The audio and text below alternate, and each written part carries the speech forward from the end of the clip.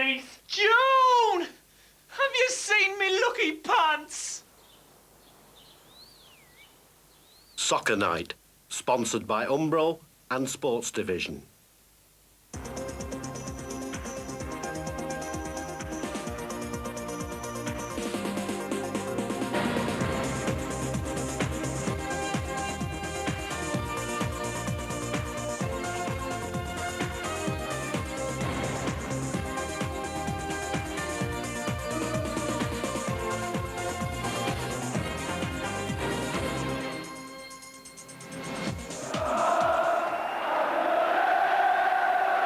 The vitality of Liverpool support has undergone considerable change since the days of the standing Kop, when Arsenal were one of the few teams who stunned them into silence. It was a weird experience. Thomas, it's up for grabs now!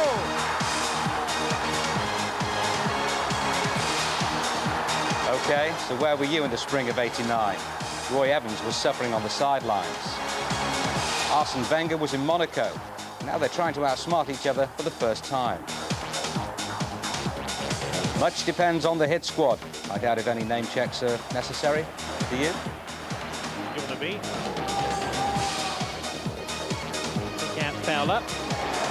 And he scored again! Mercy's corner. Boggleton lost it, and Wright buried it.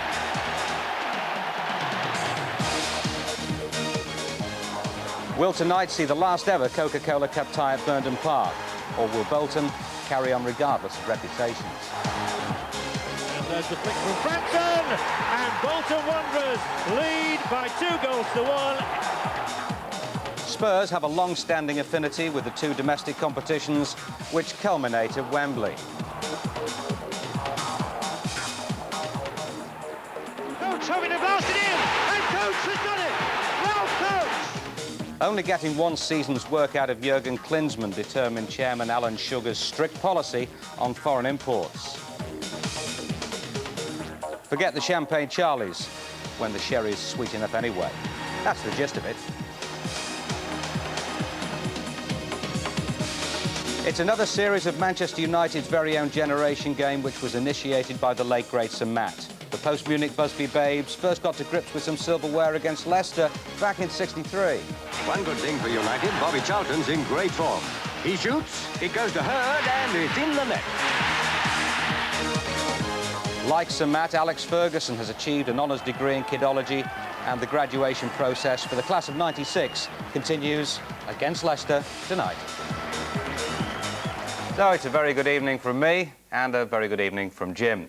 Well, time is getting on, so let's immediately head off to Anfield, where Liverpool's chess-like approach in midfield hasn't been going down too well recently. Now, under Arsene Wenger, Arsenal have lost their reputation of boring teams into submission, so tonight's fourth-round tie should be anything but negative. The commentator is Clive Tilsley. 2 drawn games here at Anfield in the last week are all that it's taken for Roy Evans to make significant changes to the Liverpool lineup. Patrick Berger has spent most of the last month on the substitutes bench, but that is the haunt tonight of Stan Collymore, Jamie Redknapp and Dominic Matteo, all dropped. The return of Steve McManaman, who scored twice against Arsenal here in the opening week of the season, is the real bonus for Liverpool. Berger and McManaman will support Robbie Fowler. Phil Babb takes over from Matteo at the back. John Hartson's in the Arsenal starting lineup. Dennis Bergkamp, whose talent and technique eventually swung the North London derby on Sunday, has failed the fitness test. It's an otherwise unchanged Arsenal team, one that many expected Arsene Wenger to quickly set about breaking up. Instead, he's handing out improved pay deals and contract extensions to many of his senior players, and there are plenty of them. 8 of that lineup are 30-somethings. In charge tonight, Alan Wilkie.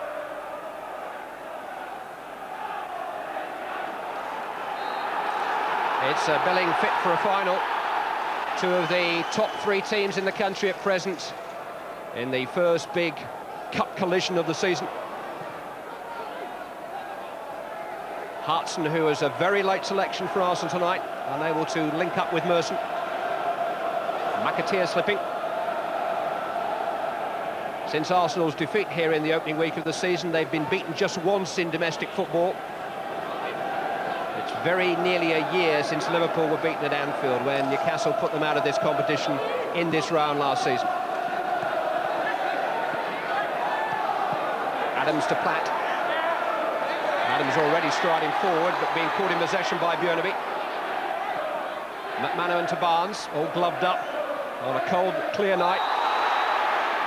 And all shaken up is Robbie Fowler, and there's an early yellow card on the way here for Steve Bold. Less than a minute played.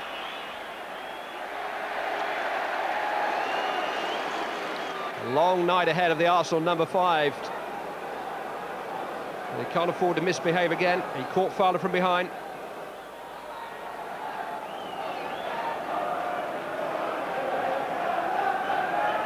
Fowler, who scored hat-tricks against Arsenal on this ground in each of the last 2 seasons.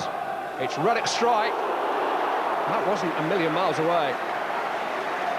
It was very nearly a million miles an hour. Lukic seemed a little unsighted and was almost caught a little unprepared. It's a blinding strike from Neil Ruddock.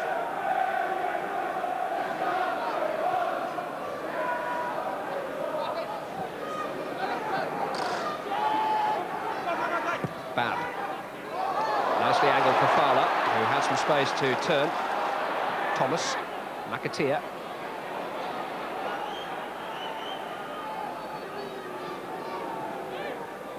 Berger. Barnes. Nice return ball. Michael Thomas.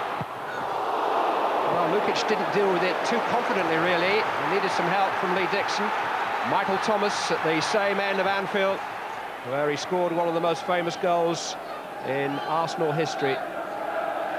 The one on the 26th of May, 1989, which clinched the championship for Arsenal.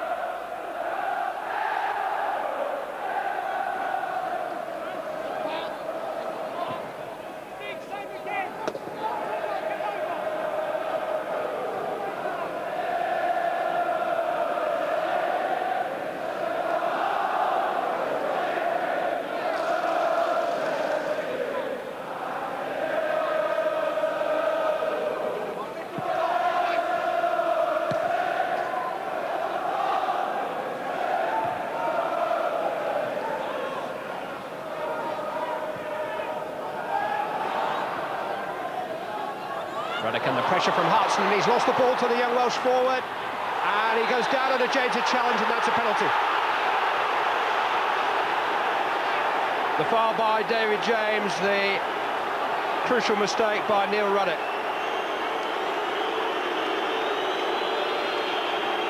Referee's got his notebook out. A yellow card for James, a rather red face for Ruddock. Just lost the ball under his feet. Hartson was gone. Well, there was certainly contact, but Hartson rather ran against James. 12 minutes played. Ian Wright, who scored a penalty at the Kop end last season, has scored another.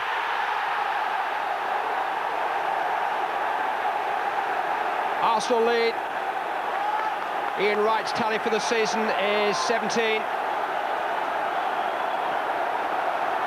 And a terrific early tonic for the visitors. James sent the wrong way.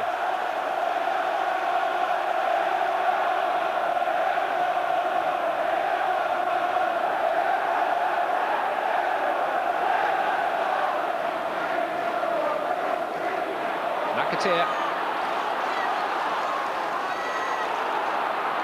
Bold, the defender. Losing his feet, but not before the ball across the dead ball line for a Liverpool corner.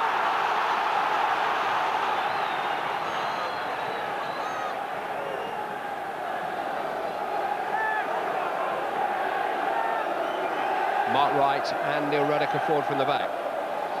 Short for Berger. Well driven, hit the post and came out.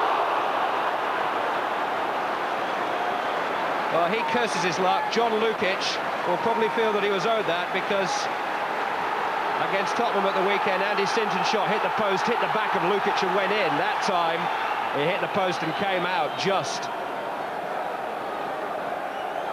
Dennis Bergkamp, who came so close to being fit for tonight's game, he was actually on the team sheet that was handed in to the referee 45 minutes before kick-off.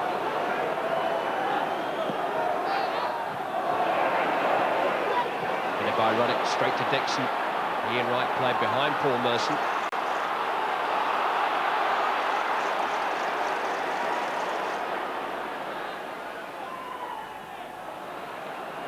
There's an offside flag raised on the near side anyway, but Arsenal are in possession and Vieira trying to slip it through to Wright.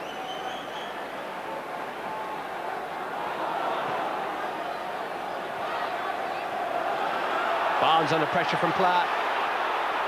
Somehow Roddick and Barnes managed to sort it out. Barnes. Keown ahead of Berger. Won back well by Fowler. Berger poked into the path of Björneby. McManaman is there, and McManaman has equalised.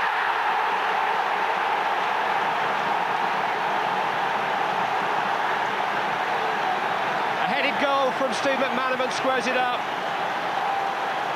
We've had 25 minutes. Steve McManaman, who scored 2 goals and won the Man of the Match award when Liverpool won this trophy last year against Bolton Wanderers, from an excellent cross from Stig Björneby. There have been so many of those this season. What there haven't been in the history of Liverpool Football Club are too many Steve McManaman headed goals. He'll have enjoyed that. It was well executed. Left Lukic stranded.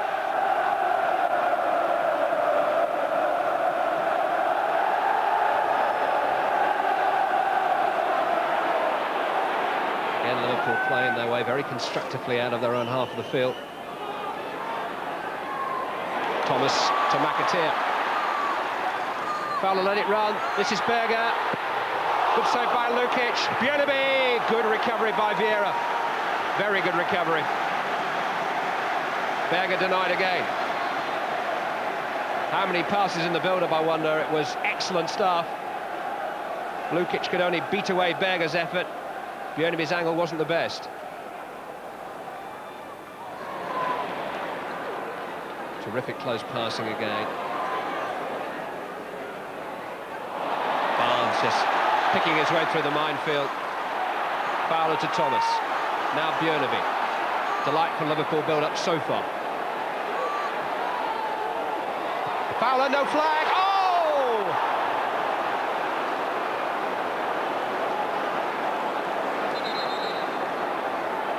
Well, there was no response from the referee's assistant on the near side when the ball was swung in. I can't believe they were onside. It doesn't matter anyway. McManaman tossed in towards Fowler. Lukic committed. Down goes Fowler. Nothing doing. Corner kick. Every member of the Liverpool coaching staff on their feet. Wondering why we haven't got the game's second penalty. Now there's a shout against Dixon, and that will be a penalty. Handball against Dixon, and it was the man with the flag on the near side who signalled to Alan Wilkie that he thought Dixon had handled it. Mike Stoddart, the referee's assistant, to give him his official title, was certainly the jury, if not the judge in that instance. Well, Fowler gives Liverpool the lead. Lukic goes the wrong way. Liverpool go in front. Number 12 of the campaign for Robbie Fowler, 10 in 10 since his return to the side from injury. Lee Dixon will feel hard done by.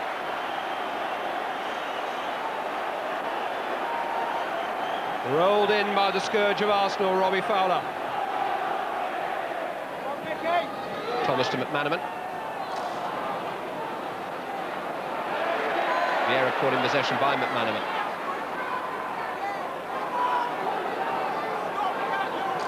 McManaman was a real fitness doubt for this game, but you just wouldn't know it. Fowler. Björneby. Good cross. Berger. No flag here. Patrick Berger. Couldn't find John Barnes, found Robbie Fowler, who found John Lukic, who didn't know a great deal about the save, but guarded his goal very capably in the end.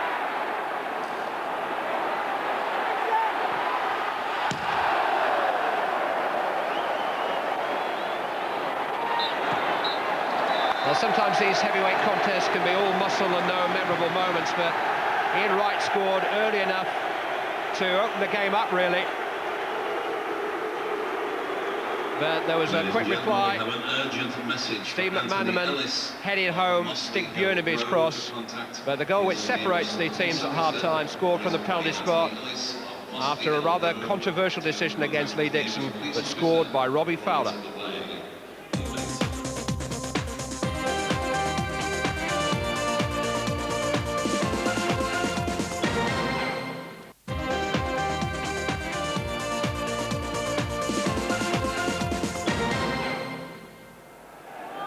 Nobody has won the League Cup competition more times than Liverpool. 4 in a row during the early 80s, then a 5th success against Bolton Wanderers last year. Arsenal have won it twice, the first against Liverpool in 1987, that marked the start of the George Graham Trophy collection. The second in 93, and since then, in the 3 seasons since then, Arsenal have gone out to the eventual winners each year, so there's an omen. But they're not out by a long chalk as yet. Full bout for Liverpool. Here's Patrick Berger. Away by Martin Keown.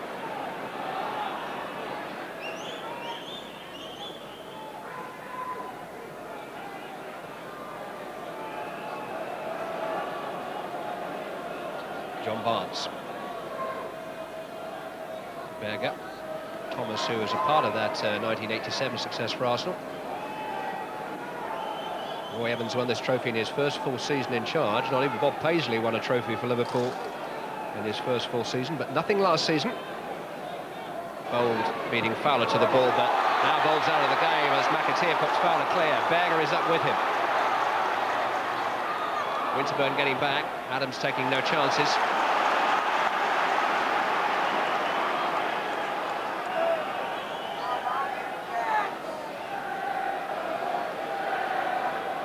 Berger, McAteer, Barnes,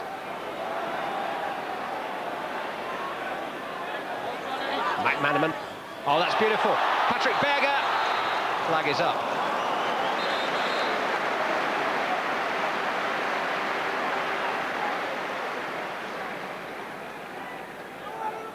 Lovely sharp interchange, but Berger had just strayed beyond the last defender.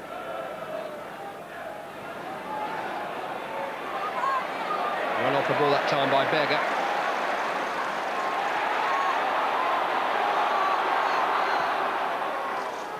McAteer. McManaman. McAteer. Fowler has to be.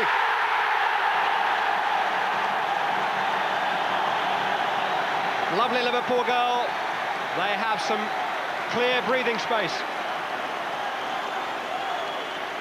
Made by Jason McAteer and scored gleefully by Robbie Fowler. He's on a hat-trick again against Arsenal. Liverpool's passing has been excellent for the majority of the night.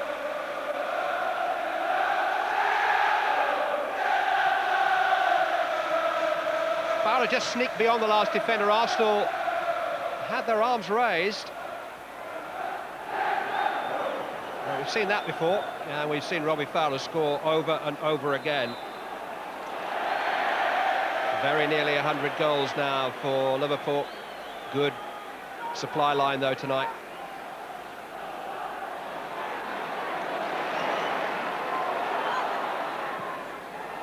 Arsenal skipper there again. Merson.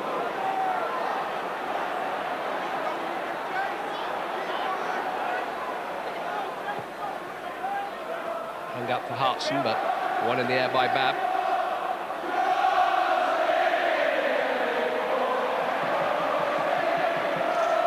A few party tricks beginning to surface. Adams breaking up the fun. Hartson to Merson. Stepping away from Mark Wright. Still Paul Merson.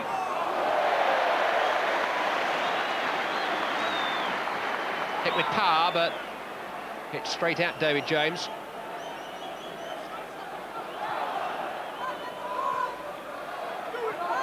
Just had to reach over his head to gather it. Good advantage played as McManaman went down. This is McAteer. Lukic cutting out the cross this time. Whistles all around the ground. McManaman was clattered in the build-up here.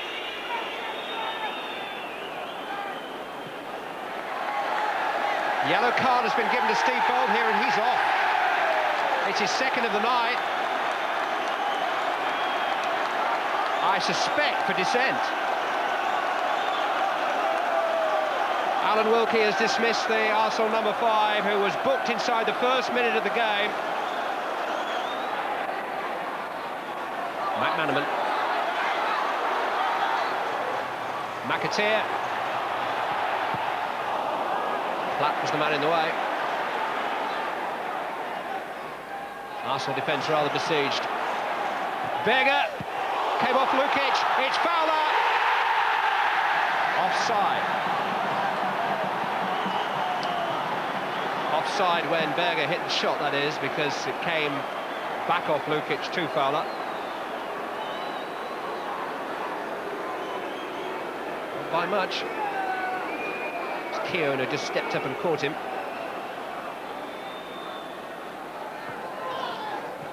Dixon. There's Vieira again, seen off by Ruddock. Ian Wright just managed to beat his namesake to the ball.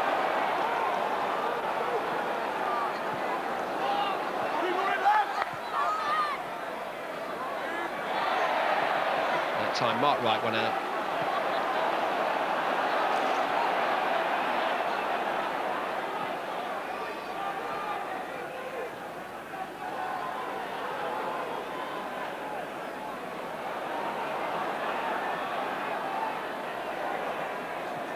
Merson. Now, was Mark Wright climbing on John Hartson? Yes, he was. The referee has given the penalty. And an invitation to Arsenal to get back into this game. It was straightforward, 1 against 1. Mark Wright against John Hartson. Wright got off the ground first, but his arms were all over Hartson's shoulders. Still a quarter of this match remaining.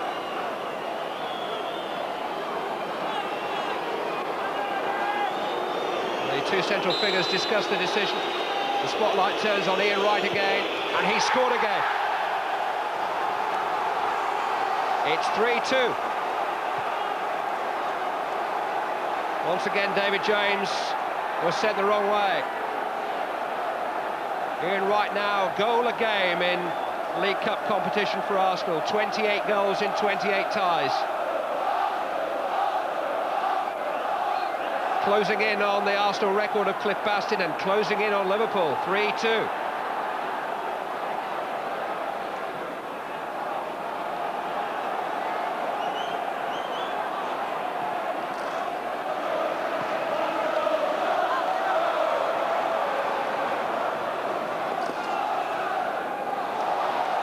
Arsenal throw.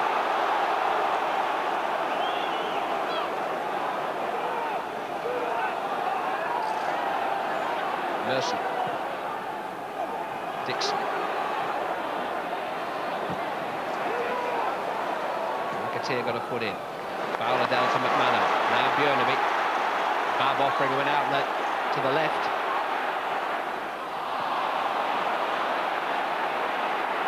Adams has gone forward here. Hartson towards Wright, who slipped at a crucial moment but managed to recover. Strange but accurate pass. Dixon, Platt. Vieira. Now McAteer to McManaman. It was a loose one from Vieira.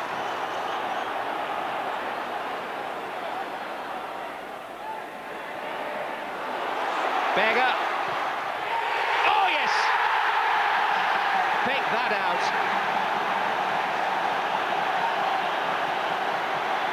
Patrick Berger makes it 4-2 to Liverpool.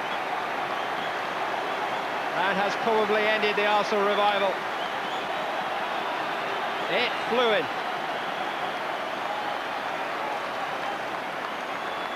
Well, he's had a month of frustration, Patrick Berger. And he got a lot of it out of his system with that one. Recalled from the substitutes bench after a 25-minute run out against Wimbledon on Saturday, and justifying his recall completely there.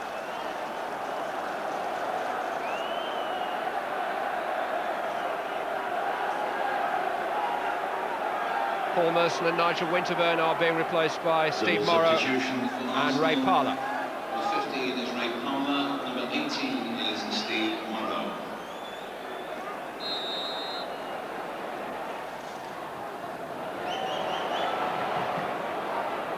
Barnes, Björneby.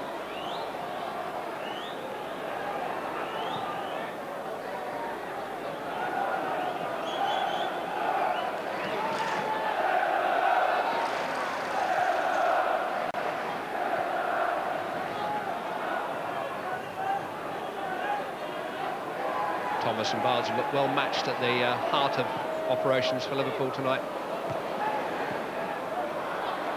McManaman's return has been important, as has Berger's. Lukic was just able to watch that one bounce wide. And on his left foot, Berger is a threat from just about any range.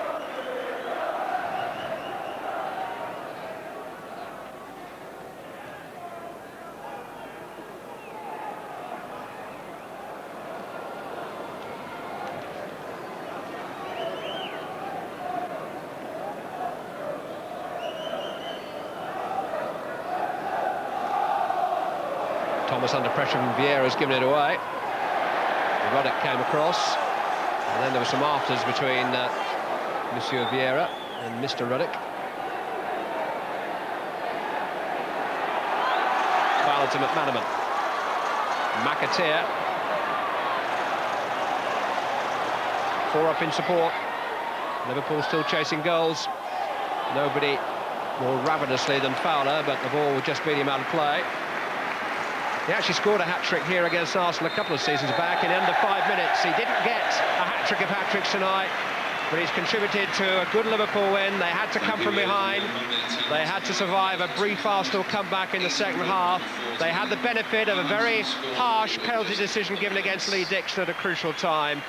But nobody could doubt that Liverpool were the better team, that they were better than they've been of late, and that they remain one of the most dangerous forces in the quarter-finals of the Coca Cola Cup. They won by 4 goals to 2 tonight.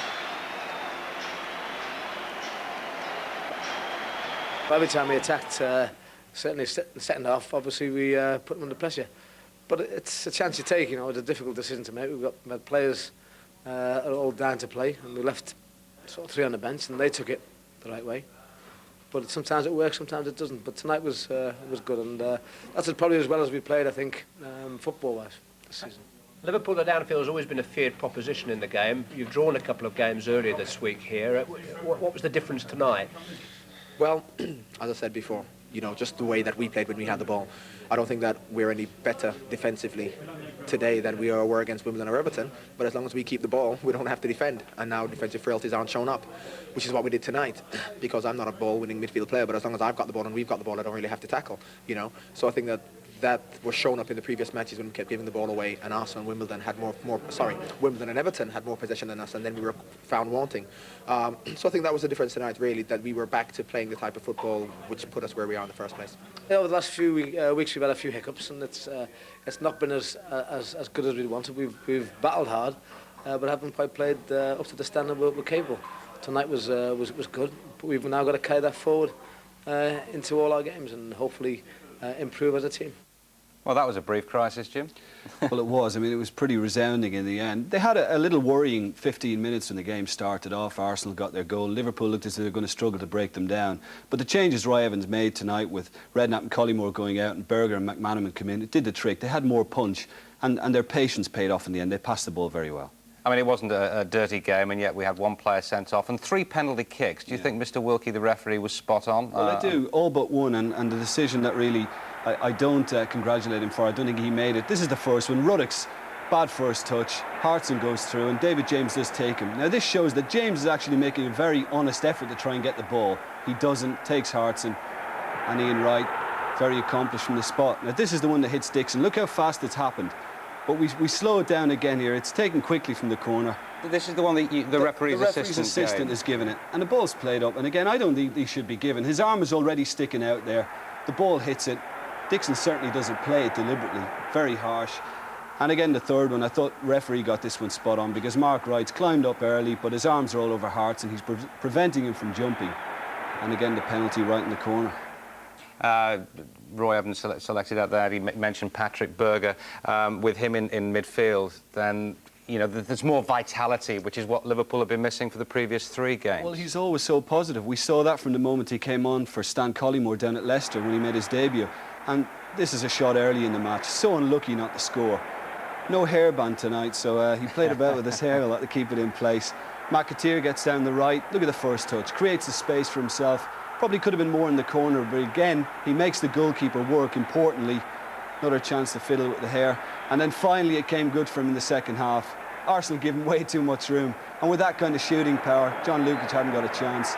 And he's back in the goals again. Well, you never had the hairband problem, did you? No. I've got enough of it. I lost count of the number of times Jason McAteer made that run down the right and Bjornby on the other side. I mean, they're a couple of classic wing-backs, aren't they? Well, the two of them. I mean, I love playing wing-backs. It's great to get a chance to go forward, and what a cross this was from Bjornby. He's done that so often this season. Rare header from Manaman, found the corner well, and then McAteer in the second half of Fowler's goal again gets into this. But look at the delivery. It's so good between the defenders and goalkeeper. You can't really defend against it, and the two wing-backs are very important to Liverpool when they're going forward and playing well like that. Let's just clear up the Steve Bowles sending off, Jim, for 2 bookable offences. Again, you felt Mr Wilkie was absolutely bang on. Yeah, I thought he did brilliantly on the second bookable because there was a question mark whether it was dissent. This is the first one, first minute of the match. Referee's right beside it, goes straight for his pocket. Bold takes Fowler from behind, and this is the second one. Again, the referee comes into the shot. Bold takes McManaman. The referee waves play on, but it's registered with him. And then as soon as he got a chance later on in play, he went straight to his pocket, sent him off, and I thought it was very good refereeing. Yeah, and it's good to be able to sit here and praise a referee for once, Jim. So well done, Mr Wilkie. Good display. Well, after the break, it's Bolton Spurs, and the essential ingredients are certainly in place for a classic English Cup tie. Phillips into Blake. This is where Blake is dangerous. Turns his man superbly.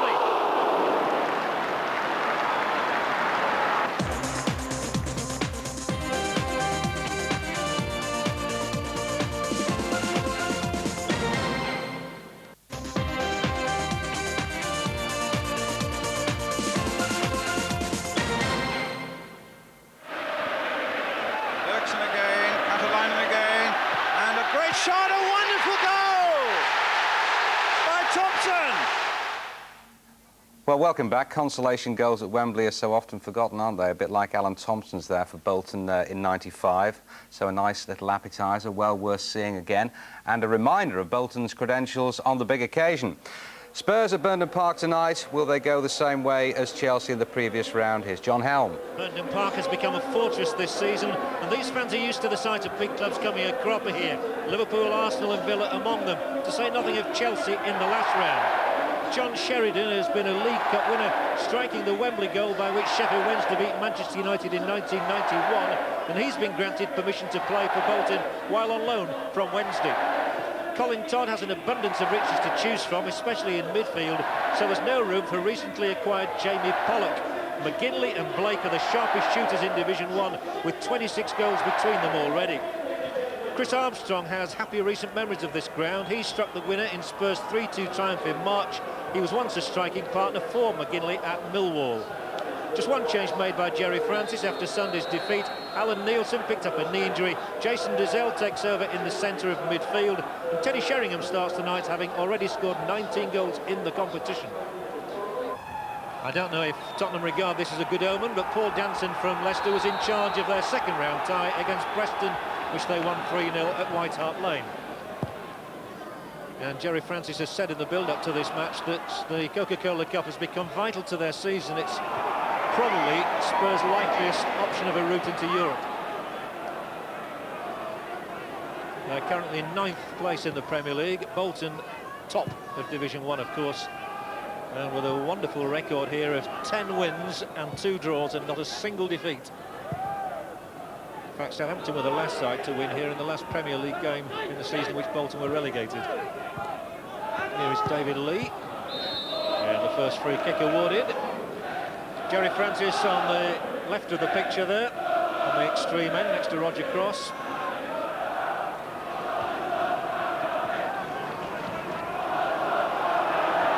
And straight away, Chris Armstrong on the burst at the other end. And Blake, this time again he'll be penalised, this time a handball. So not the way Nathan Blake wanted the night to start, really. But let's see this one. And there it was, he just controlled it with his right hand. It's Anderson who waits on the flank, and then the delivery from David Howells. Very wide of the mark.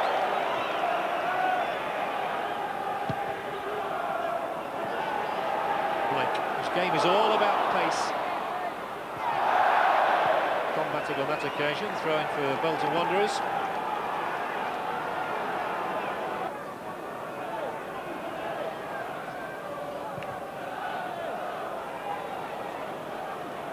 Phillips into Blake. This is where Blake is dangerous. Turns his man superbly. Whips it across. And it comes off the defender and out for the corner for Bolton, the first of the night. He's so sharp on the turn, the Welsh international. And when the ball is knocked into him here by Phillips, look how he turns around Calderwood. But it's Campbell who's in the way.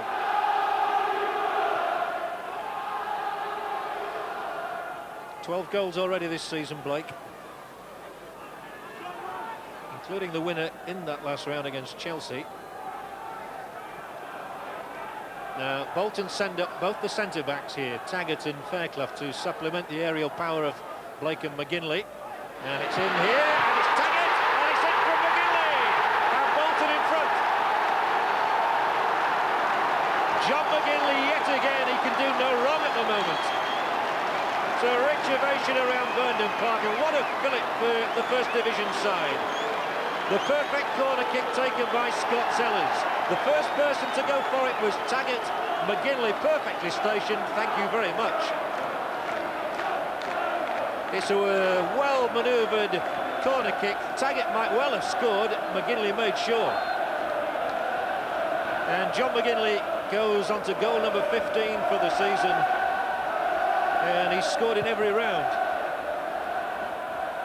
Here comes Spurs themselves now, with Armstrong looking for the swift counter. Got to get the ball early, and he doesn't even get the corner, but it's picked up over there by Anderton.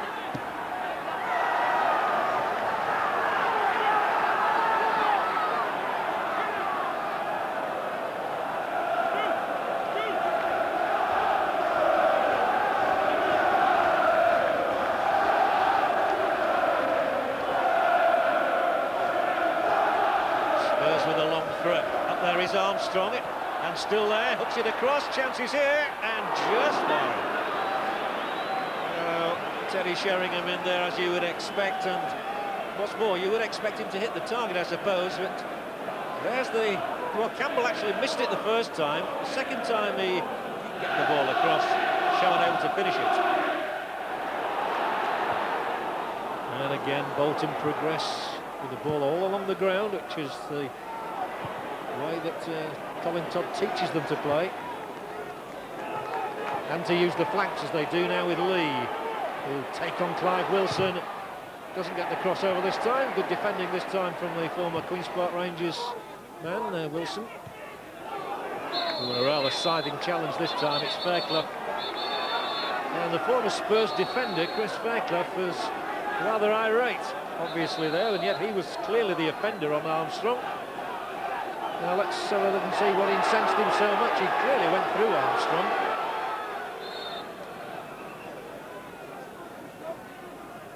So Wilson knocking it up towards Sheringham. Well, it was Fairclough, ironically, who got it away, but there was a handball on the just outside the area by Sheridan.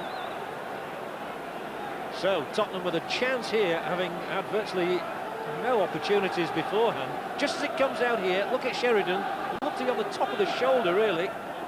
Sheringham, we've seen curl them in from this sort of range before. Had a little dummy run. Well, how Spurs could do with an equaliser, and it will have been gifted to them if they get it. Is that wall 10 yards away, I ask myself. Anyway, it's going to be Sheringham, and he gets it through, and it's a goal. Beautifully executed, Teddy Sheringham. What a classic strike from the England man. And Sheringham strikes and does it again for Spurs, as he's done so often. As it just clipped off the top of the head, but it scarcely deflected the ball. And it's a perfect free kick from Sheringham, 1-1.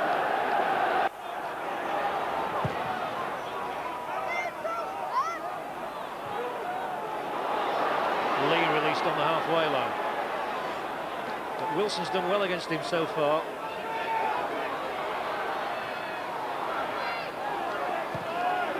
And he hemmed him in again there, meaning that Bolton had to play the ball back. And now it's Thompson.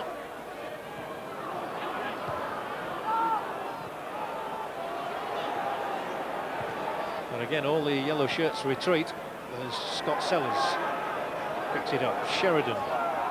Two former Leeds players playing together. Here's another one in Fairclough. Bergson, who's a former Spur, of course, touched on by Lee.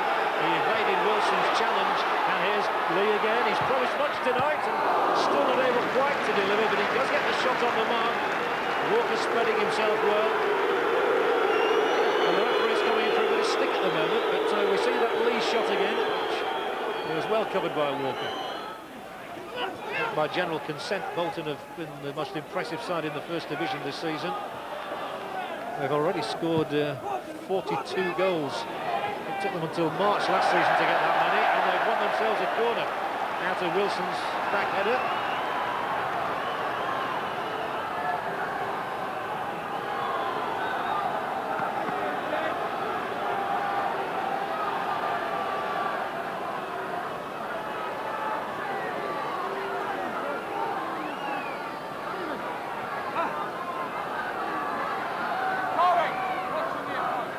Critical moments these in the last few minutes of the first half.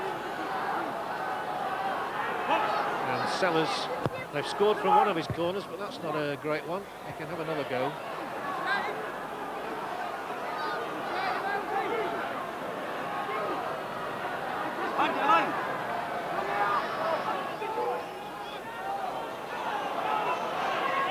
Maybe third time lucky for Sellers.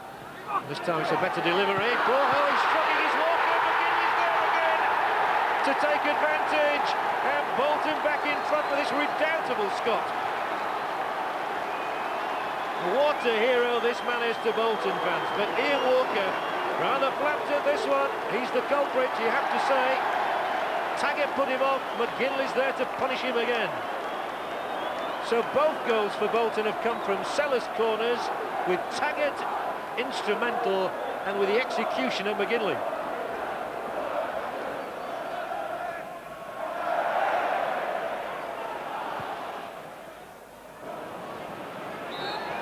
And that's the end of a rip-roaring first half. The early Bolton assault figured 2 John McGinley goals. He scored after Jerry Taggart had unsettled the defence early in the match. Then after Teddy Sheringham's brilliantly executed free kick had brought Spurs level, McGinley was there again, the ace goal poacher, to convert from a second Sellers corner. And at half-time, it's Bolton who hold the aces. They lead by 2-1. If anyone should be thinking that Bolton were the underdogs for this tie as a First Division side, they should remember it's only last year, just 18 months ago, that they reached the final and lost 2-1 at Wembley to Liverpool. So we start the second half without any substitutions.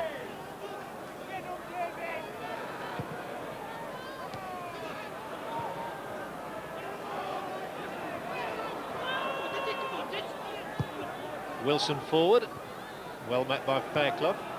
And then Anderton knocks the ball here for Howells, and the clip is straight into Brannigan's arms.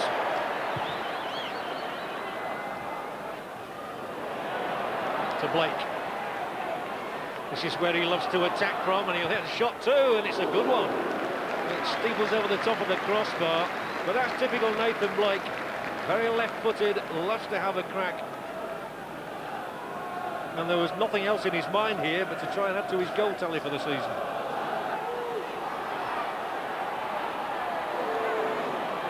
Rides the challenge well, Sinton. Here's the cross, straight forward header. What a miss, Jason Dizelle. Virtually the whole net to aim at, and Jason Dizelle puts it wide. Well, what an agonising miss this is for Spurs, and I wonder at the end of the night if it will prove to be so costly for them. What a chance for Dizelle, what a miss. Phillips. Sellers for McGinley, on towards play. Still McGinley. Excellent skill from the Scot. And here again. There's the ball in, and goal number 3 surely! And this is certainly Bolton Wanderers' night at the moment, and Jerry Taggart gets his just desserts. The man who set up the first two is the clinical finisher for number 3. McGinley had worked so hard and they swap roles. Taggart the scorer. McGinley the provider, and who rises to meet the cross for the big Irishman. What a combination they've turned out to be tonight. And Jerry Taggart may have taken the tie beyond Tottenham's reach and taken Bolton into the quarter-finals.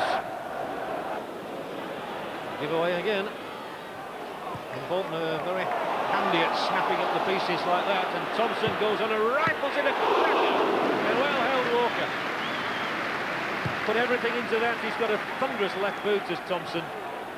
I remember the goal he scored at Wembley against Liverpool in the final, and he really puts all the meat behind this one, and Walker shows what good hands he has. Bolton in consummate control and rolling the ball in here for Nathan Blake. They're hoping for a fourth. He cuts it in. McGinley's on the charge, and it was just too far ahead. Penalty's given, though. Penalty given. Carr protests his innocence, but Bolton have a chance to wrap it all up here now. Well, Blake had rolled the ball across. Carr's the defender coming in with McGinley. Well, McGinley wasn't going to get there, and Mr. Danson says that that's a push. Well, Carr feels badly done to, and John McGinley has the chance of striking a hat-trick. If this goes in, I fancy Bolton going to the last 8. They're surely going through now. Hat-trick for John McGinley.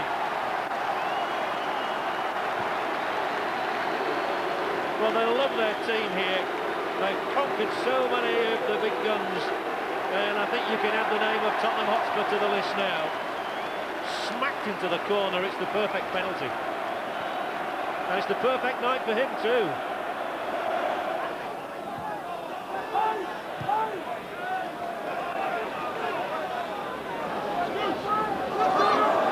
Sellers, lovely play again.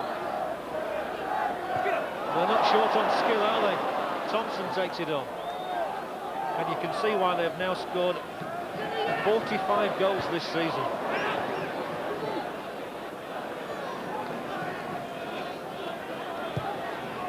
That's not a bad ball, but Sinton will be beaten to it by Bergson. I'm sure he's revelled in it, the Bolton captain, against his old club. Ball now for Sheridan. McGinley surging through the middle. Sheridan instead pops it into Blake. The only amazing thing is Blake hasn't scored yet. He has now. 5 for Bolton. Walker beaten again. And it really is a night of sheer delight for Bolton Wanderers. They have destroyed the Premier League side, and Blake so deserves his goal. Wrapped into the corner, and that's a striker's finish. His 13th of the season. But it's a lucky 13. And Bolton are embarrassing Tottenham. And now Bolton will aim to make this triple substitution. And what a roar there will be for the retreating heroes, who include the hat-trick man McGinley. He's certainly done his job. So has Thompson here. Sheridan is the other withdrawn player.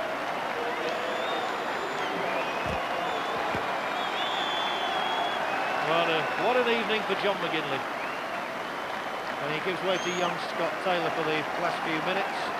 Franson comes on in place of Sheridan. There's Per Franson. Signed from Copenhagen.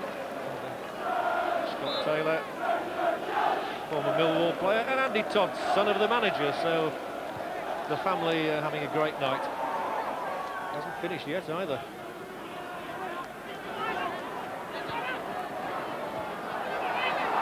There they go again, and the free kick's against the Bolton man.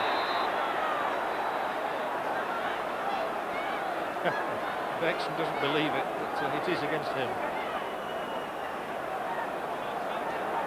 Why? Sinton looked like 6 or 1.5 a dozen of the other, but there was definitely a foul somewhere there.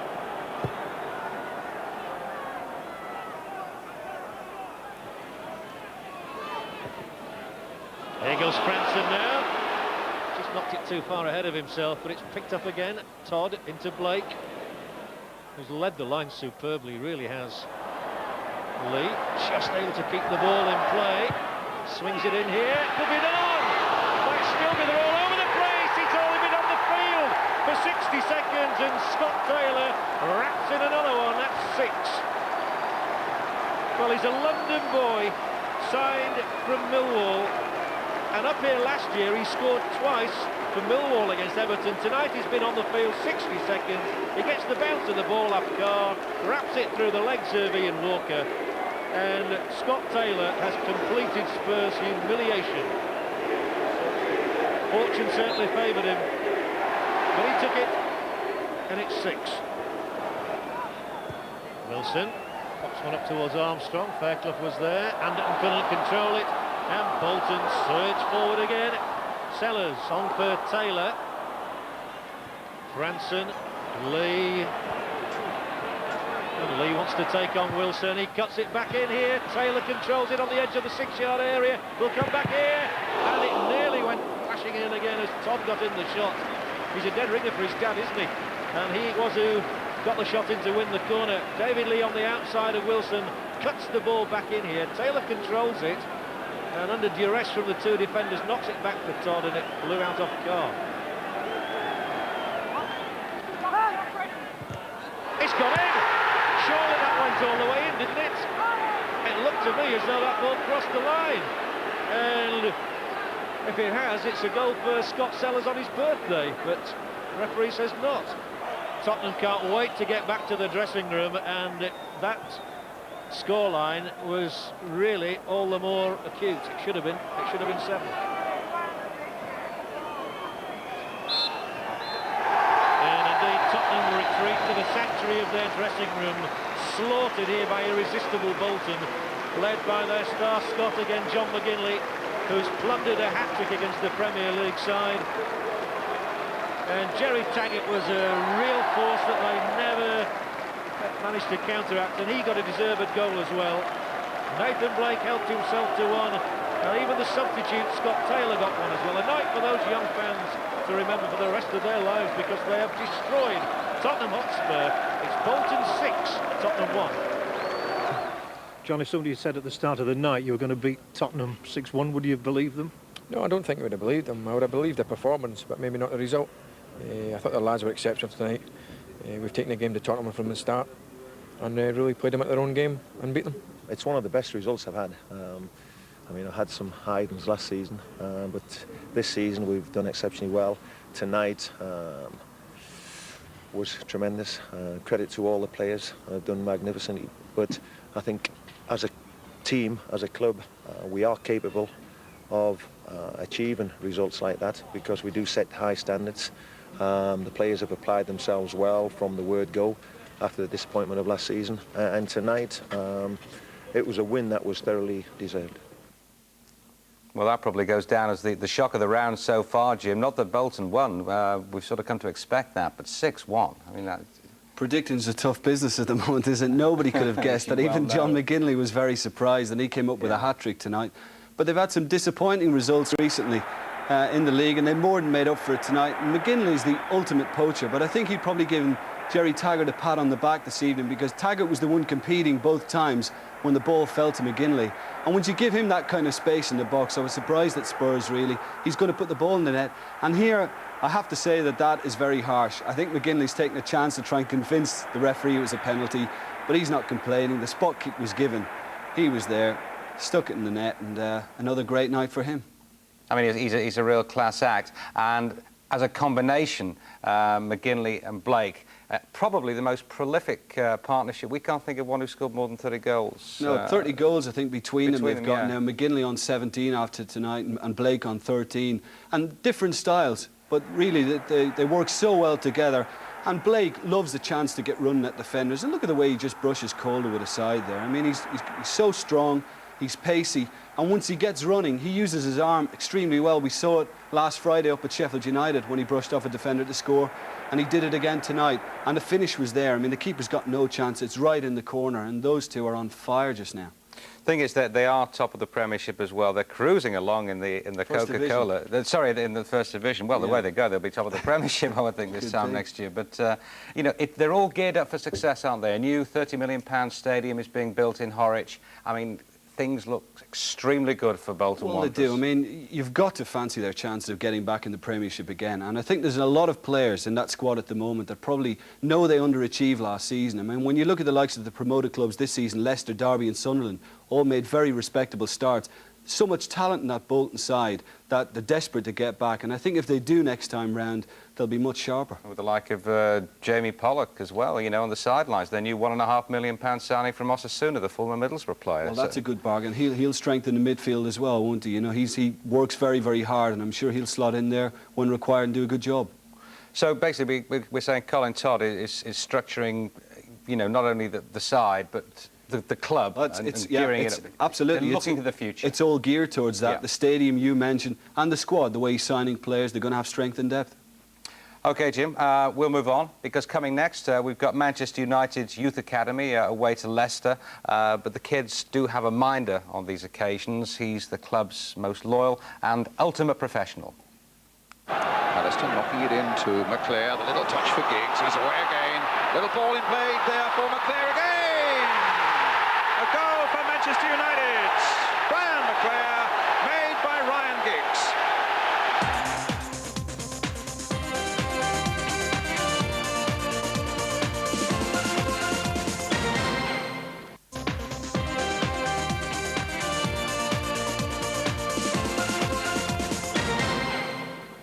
And United come away, and Andrei Kanchelskis, and look at him go. He has support. Mark Hughes, here's Hughes. Thinks about what to do, finds Lee Sharp, no offside, 3-0.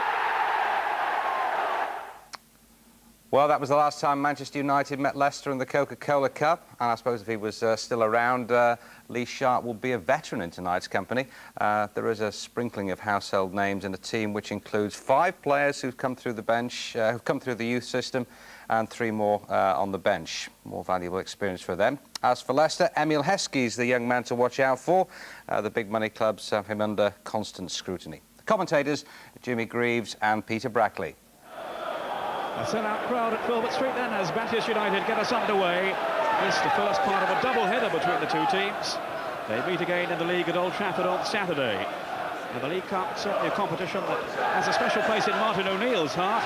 Twice a League Cup winner with Nottingham Forest, and he believes it's well within Leicester's grasp to go all the way themselves. Is it with the cross in? For Steve Claridge.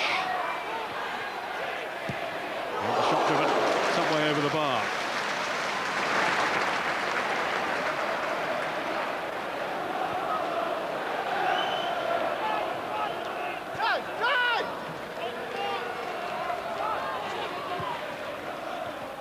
Picked up by Claridge.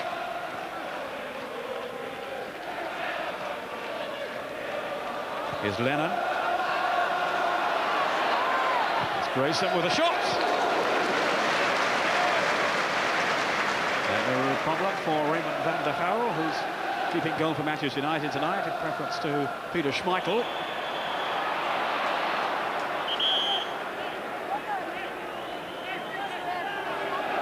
I think this is the central figure for Manchester United tonight. It all depends on how well he plays, Roy Keane. I think the feeling is now he is as important to Manchester United, the current team, as Eric Cantona was last season. Cantona among those who have been rested this evening. Up goes Scott Taylor in full flight here. Taylor with a shot. The keeper lost it, then Van der Hau. In goes Claridge. And Van der Hau just managed to recover in time.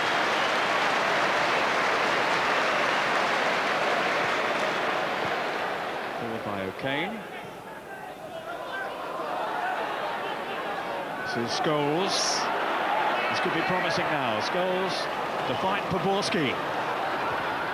Chipped in, Cruyff at Scholes in the centre. And coolly hooked away. Taylor. Played on for Heskey.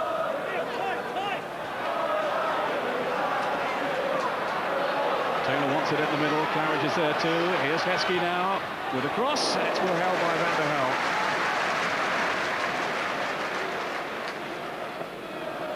Here's Pryor. Now Heskey. Heskey again. Claridge just staying onside. Taylor sprinting into the centre. Still Heskey now. Can he find Taylor? It came off May. That's a good run.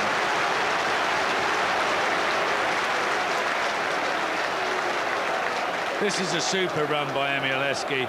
They're certainly getting a lot of joy over on that far side, Leicester. That's a great cross. Julian Watts has come forward. He's on the near post. But it's Parker now with a chance to chip it back in. David May to clear. And Poborski. Not a very decisive header though by him. Here's Lennon. Steve Walsh.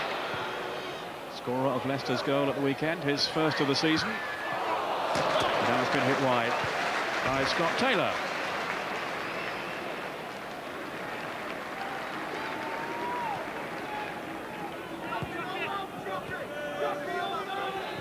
Poborski with Clegg. Now McClare. There's a flight pass to release Jordi Cruyff. It is controlling it down. Rather lacking confidence at the moment. He feels he's unlucky to be left out again at the weekend, but he's got to convince the manager he's worth selecting.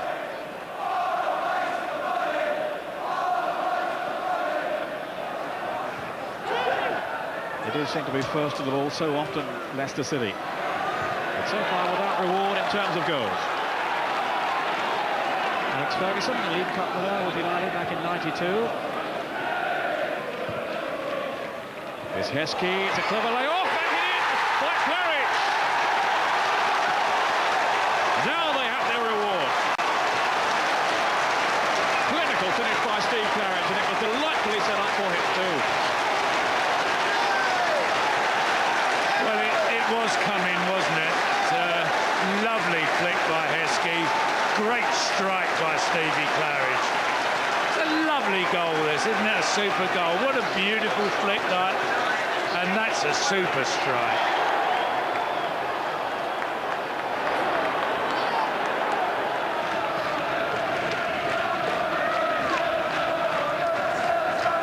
Gary Parker. Heskey, he's onside. No flag. Heskey's away. Claridge arriving in the middle now. Still Heskey. And he just delayed too long. Well, that's Clegg in with the tackle. That was a let-off end for Manchester United. Heskey bearing down on goal. Yes, he was onside, Heskey. He made the perfect run. And a little bit of poor control lets him down here. He gathers the ball, but you can see the ball just too far in front of him. Gary Parker striking for goal. But wide of goal. Poborski. Neil Lennon is down injured at the moment. He's just back on his feet now. But there's Roy Keane, who lost his balance but was being held down, and it's a penalty. I'm really not too sure about this. Well, Lawrence did appear to tug him. And he's missed it. By a mile. Yes. 9 minutes into the second half, and what a miss by Scholes. Well, nothing going right for Manchester United tonight. That sums it up.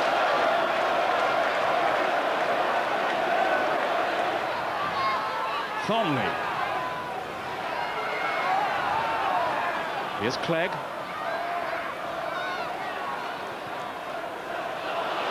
Intelligent pass there. Pulled back by Cook and scores over the bar. Oh, he had space then in the penalty box. And no wonder he's looking so disappointed with himself. What a beautiful ball played through. And everything's been done right here except the finish, isn't it? Lennon now for Leicester. A good run by Grayson in support. He's got Claridge in the middle. Heskey as well. There is Heskey! For a moment, I think we're going to see a replay of the first goal.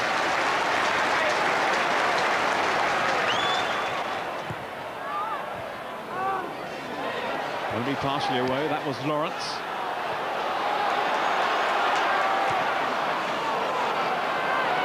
Claridge onside.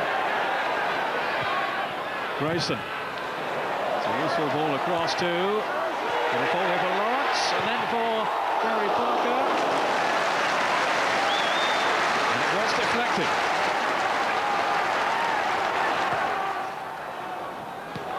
It'll fall for Heskey!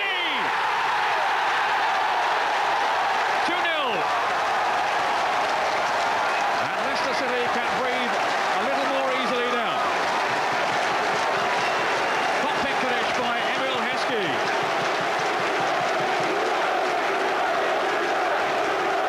Well, just over the last couple of minutes, it looks as though it was coming again, and come it does. Thumped in, isn't it? It's a nicely floated corner, and it falls to Heskey, and he has no argument about that.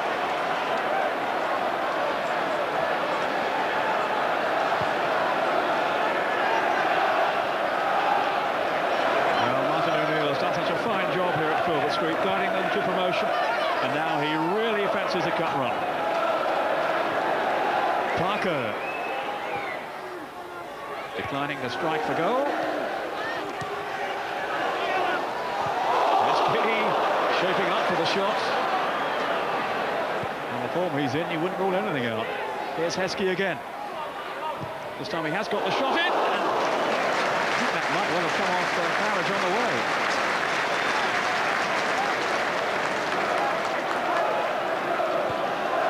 The one thing you can't do with Heskey is give him time to tee himself up, and this is what the United defence have done.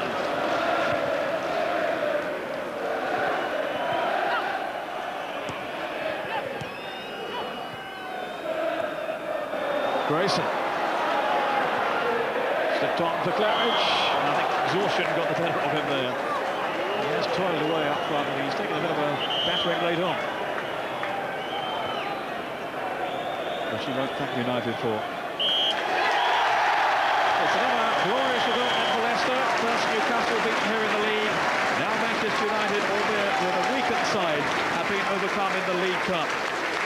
Steve Claridge for the first goal. Paul Scholes, it was the turning point really when he missed from the penalty spot and then squandered a really good opening just after that. And the second goal from Emil Heskey made certain of Leicester's progress through to the last 8. They have beaten Manchester United by 2-0. I didn't feel threatened by Leicester, but I think at the end of the day they were the better team, deserved to go through. Well, you feel your policy's been right in these Coca Cola Cup games to put your youngsters well, on? I had no option tonight really, because I mean, even Karol Poborski's played today with a terrible flu, you know, he really should maybe not have played, but I needed as much experience as I could, and well, Johnson was injured, Pierce Michaels had a hand injury, and I know that I would have played Van der Hoof anyway, but still I had a few injuries and I was left with the situation. I just had to play the team I played. I may have preferred 1 or 2 more experienced defenders, but they're all injured. Well, we questioned Alex Ferguson's team selection in this competition a couple of years ago, Jim, and of course they went on and won the double last season, so really you can't possibly argue with him, whether he was enforced to play that team or not. Well, if this next batch come through and achieve anything like that, I mean, Alex Ferguson's in for a happy time in the future again, but it certainly looks promising. He's got some marvellous youngsters coming through again. Delightful first goal by Leicester. You know, what a super combination. I don't think Bruce and Pallister in the heyday could have done anything about that. Oh, it was magnificent. The Heskey flick and the volleys from Claridge. I mean, Jimmy Greaves already praised it, and he was one of the best at putting the ball in the back of the net. I can't really say a lot more. That is stunning, and the goalkeeper just didn't have a chance. He couldn't get anywhere near it. Beautiful goal. I think we should send a video cassette of this programme to Paul Scholes and say, well, look, you know, this is how to take a penalty, and point out the Ian Wright and Robbie Fowler penalties from... yeah, and John McGinley, the order it's coming in tonight doesn't do him many favours, does it? But it was wild in the end from Scholes. I mean, the penalty given, they queried at the time whether it should have been. I mean, Lawrence, the substitute who's come on, definitely does pull Roy Keane. It just depends where the keeper was, or where the referee was. If he's a long way away, then it's going to look a definite penalty. And Paul Scholes, well, it was completely wild. He tried to put it in the top corner, got underneath it, leaned back a mile high. Now, I mentioned Heskey before the match, Jim, and I hadn't been tipped off. I had no idea he made that sort of contribution. He does look a very exciting prospect. Exciting times for him at the moment. He's just signed a new contract, but Manchester United let the ball bounce. That was the first mistake they made. And Heskey, again, a striker being in the right place at the right time, he did get a very kindly bounce in his favour. And frankly, he couldn't miss from that position. OK, well, there was a fourth North West club bidding for a place in the fifth round tonight, Stockport County, away to West Ham, and Upton Park's League of Nations. The commentator is Trevor Harris. Well, won by Potts. And now Dix. Not a bad ball. Dowie made something of it. Chance here for Redetroyo! 1-0 West Ham. Well played by Dix. Until he lost it to Dinning.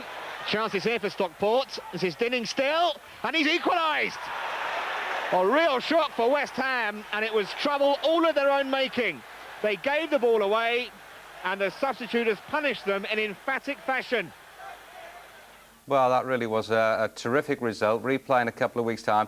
Well done, Stockport, Jim. You know, that's a good result because West Ham are no pushovers now, are they? Well, you know, I was at their last game at Ewood Park when they beat Blackburn, and defensively they were sensational that night. And it sounds as if they've done a very good job again this evening because they've gone a goal down early on, and it could easily have been maybe, you know, West Ham's night. They could have gone on to score more, but they've been very tight, it seems, again at the back. That augurs well, and they grabbed that equaliser. And who knows now? Back at Edgeley Park, you never know. The most unlikely of the sort of Portuguese players on show tonight to score, really, or I suppose that's what they might have thought down at Upton Park.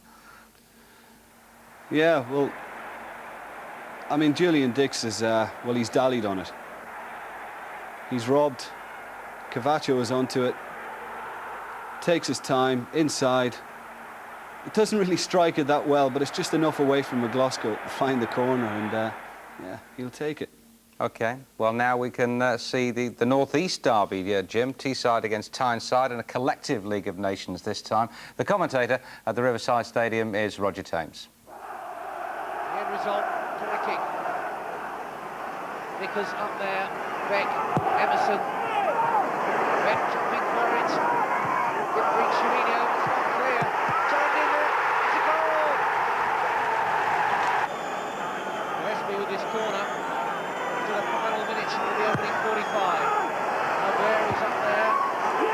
It's a goal, and it's Shearer, and it's 1-1, and he's done it again. Juninho's got a yard or two. And he goes past Albert. Here's Juninho to Ravanelli, to Beck. Great goal, Amara. It's Nickelbeck. It's 2-1. Control finish this by Middlesbrough. Here's Juninho. Still with a little Brazilian. Into the middle. It's all over now. And it's Fabrizio Ravanelli. Right, well, they'll be going wild on Teesside tonight. Now, let me tell you that the fifth round draw has been made, the quarter-finals, and there we are, Jim. What do you make of that? Well, Bolton are going to be happy. I mean, they don't mind a home draw against anybody. Wimbledon are on a good run. They've got every chance of winning that. Liverpool, they've already drawn at Middlesbrough this season. And, I mean, Stockport at home, you know, if they can beat West Ham there, they could go all the way to the semi-finals. You'd never know. OK, well, Bolton, Wimbledon, that's the one I'm looking forward to. Well, the League Cup is a constant reminder of how long it's been since Manchester City achieved anything really worthwhile. It's been over 20 years, and in that time, well, things have never been worse than they are right now. Gary Bloom reports in and around tonight's home game with West Brom. Even the blue moon wasn't shining for Manchester City's fans as they anticipated tonight's home game with West Bromwich Albion. The papers say Phil Neal wants the manager's job on a full-time basis. He hasn't won in his first 4 games in charge since Steve Coppell's resignation. Neil has made his first signing, though. Neil Heaney, newly arrived from Southampton, and an old teammate at Arsenal of Paul Dickoff. It's Summerby with the corner. Rosler! 1-0 to Manchester City after 7 minutes. Heaney now testing Holmes, and he's been brought down, and a penalty to Manchester City. Here's Kincladze, and it's 2. What a start for the home side. This is Hunt shielding the ball from Kit Simons. And West Bromwich Albion have a lot of players forward here. Pesky-Solido. Oh, terrific save. Pesky-Solido again. And West Brom have cut Manchester City's lead. Kincladze rolled in towards Dickoff. And he goes down under gross challenge and another penalty. So is it 2 out of 2 for Kincladze? Yes, it is. City lead by 3-1. That's a good ball forward by Ian Hamilton. And Kit Simons is under pressure here from Pesky-Solido. Rolled into the path of Hamilton, and West Brom have come back into this game again. Away by Caldicott to Kincladze. Fine stop by Crichton. Can City just hang on a few more seconds for Phil Neal's first win?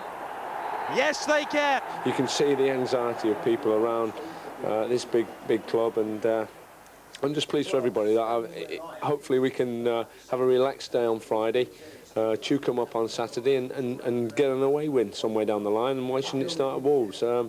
We've got to look forward, haven't we? You know, you can always look back, and I can look back on my career, and I don't like doing that. I like to look forward and create a future for this big club. Not a bad day for City when City win and United lose. Is that right? Well, you're the first to actually you clobbered me early, you got me early, so that's news. It's about time the people of Manchester City had a bit over United. I mean, it's only a win, but it's only the start. Let's not get carried away. There's a lot more still to do. We're still jittery in the defence somewhere down the line, so there's a lot of work still to be done, Gary. Right, well, City out of the bottom 6, and we'll be able to see it with just a flash in the pan, Jim. Granada match live, of course, on Sunday, at home to Wolves. I'm looking forward to that one because I think City will probably be relieved to go away from home. There's a lot of pressure on them at Main Road nowadays, but that win will do them the power of good, and I'm pleased for Phil Neal because he's been landed with a lot on his plate he wasn't expecting, so I'm sure the players will be lifted after that. Do you think, you know, what happened tonight, what might happen on Sunday, if all goes well, will influence Francis Lee, or do you think deep down he's already made up his mind? I think he probably has. I mean, they need money. They need some new players. I mean, they're desperate for that. And if they can get a fresh injection of cash, I think it'll help everybody at the club. OK, that's all for tonight. Thanks to Jim. Well done to Liverpool, Bolton and Stockport. Bye-bye. Bye-bye.